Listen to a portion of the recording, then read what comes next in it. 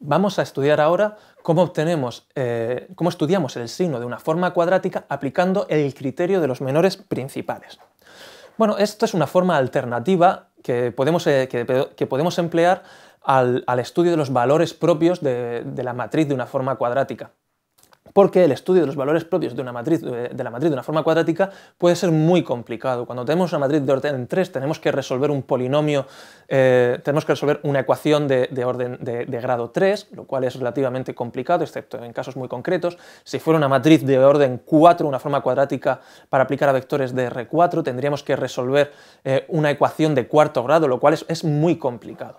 Bueno, por tanto, estudiar el signo de una forma cuadrática mediante el criterio de los valores propios puede ser algo complejo. Y vamos a ver una forma alternativa de estudiarlo que no nos permite conocer siempre el signo de la forma cuadrática, pero sí que nos lo permite en muchos casos. Es el criterio de los menores principales. Dicho criterio consiste en ir viendo cuánto valen los menores principales de la matriz, es decir, los determinantes que corresponden a las submatrices resultantes de ir ampliando el primer elemento de la matriz con las filas y columnas sucesivas, es decir, ver el determinante del elemento A11, el determinante de las dos primeras filas y las dos primeras columnas de la submatriz formada por las dos primeras filas y las dos primeras columnas de la matriz, el determinante de la submatriz formada por las tres primeras filas y las tres primeras columnas de la matriz, y así sucesivamente hasta que tenemos la matriz completa. Sea una forma cuadrática como la que tenéis ahí indicada sobre vectores de Rn, que como veis es de orden n, pues el criterio de los menores principales resulta de estudiar pues todos los menores principales, es decir, el determinante de A11, que será el signo de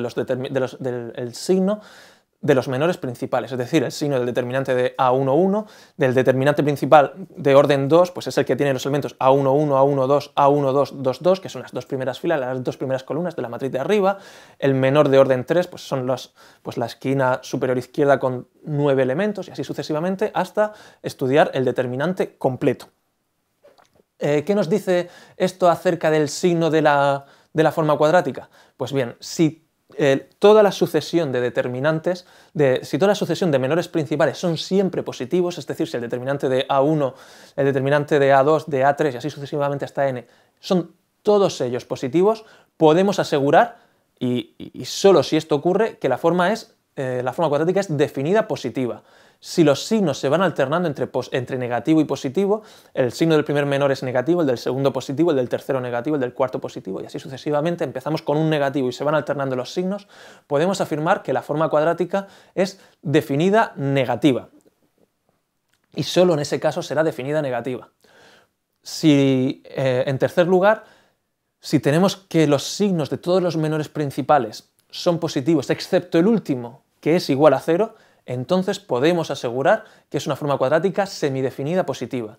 Si los signos empiezan en negativo y se van alternando negativo, positivo, hasta el último, excepto el último que es 0, podemos afirmar que la forma cuadrática es semidefinida negativa. Si tenemos que todos los determinantes son distintos de 0, es decir, ninguno de los determinantes intermedios es igual a 0, pero no se cumple ni A ni B, o tenemos que todos los determinantes son distintos de 0, menos el último, pero no se cumple ni C ni D, entonces solo en esos casos podemos asegurar que la forma cuadrática es indefinida. Varios aspectos que tenéis que tener en cuenta al aplicar el criterio de los menores principales. En los dos primeros casos, en el caso A y B, cuando tenemos una matriz definida positiva o una forma cuadrática definida positiva o definida negativa, si os fijáis, la flechita que tenéis justo antes de la Q es una flecha que va en los dos sentidos. Eso es un sí y solo sí en lógica.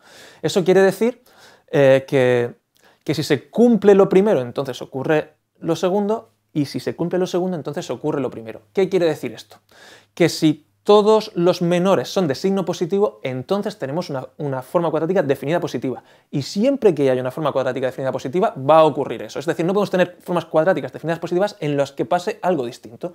Si la forma cuadrática es definida positiva, eso va a ocurrir y podemos identificarla de esa manera. Con la forma cuadrática definida negativa, lo mismo. Siempre podemos identificar las formas cuadráticas definidas negativas porque el primero de los signos es negativo y el segundo positivo y se van alternando los signos. Por el contrario, si os fijáis en el caso C y D, que los tenéis ahí, la flechita que va antes de la Q solo va en un sentido, no es una flecha de doble sentido, solo va en el sentido de hacia la derecha. Eso en términos lógicos implica que lo que estamos diciendo solo se cumple si lo del principio se cumple, entonces Q de X es semidefinida positiva. Estamos diciendo, por tanto, que si todos los menores principales son positivos, excepto el último que es 0, entonces la forma cuadrática es semidefinida positiva. Pero puede haber formas cuadráticas semidefinidas positivas en las que esto no se cumpla, en los que ocurra algo distinto. Por tanto, algunas formas cuadráticas semidefinidas positivas no vamos a poder identificarlas con el criterio de los menores principales. Lo mismo va a pasar con las formas cuadráticas semidefinidas negativas y con las formas cuadráticas indefinidas. Va a haber algunas formas cuadráticas indefinidas que no podamos identificarlas con el criterio E. Si se cumple lo que pone en el criterio E, sí que sabemos que tenemos una forma cuadrática indefinida, pero puede haber otras formas cuadráticas indefinidas en las que no se cumpla E y no se cumple nada de lo anterior. Entonces no podemos saber de qué tipo son.